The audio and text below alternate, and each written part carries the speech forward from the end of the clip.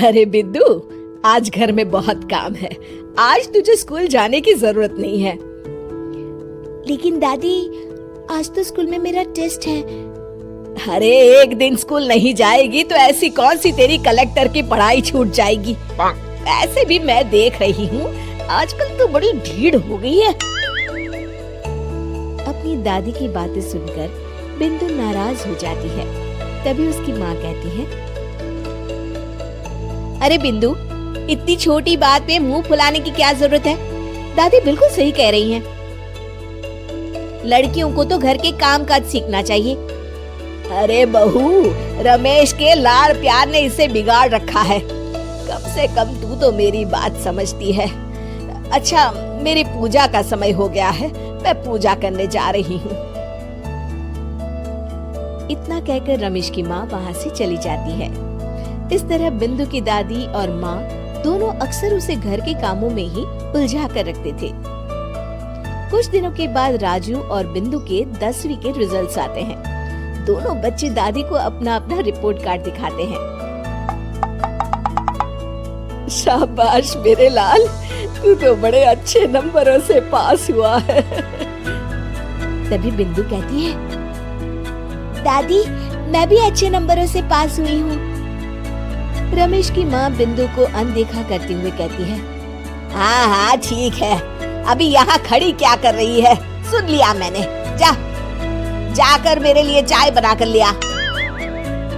बिंदु उदास होकर चाय बनाने किचन में चली जाती है। तभी राजू कहता है,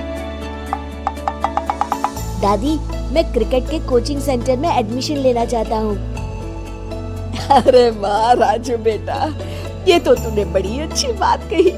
तू कल ही अपना एडमिशन करा ले, जितनी भी फीस होगी मैं दे दूंगी। अरे एक दिन मेरा पोता विराट कोहली बनेगा।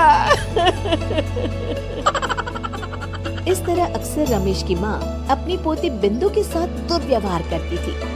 कुछ दिनों के बाद रमेश की माँ और उसकी पत्नी दोनों सास बहू मिलकर राजू का एडमिशन अच्छे स्कूल में करवा देते हैं, लेकिन बिंदु का एडमिशन नहीं करवाते।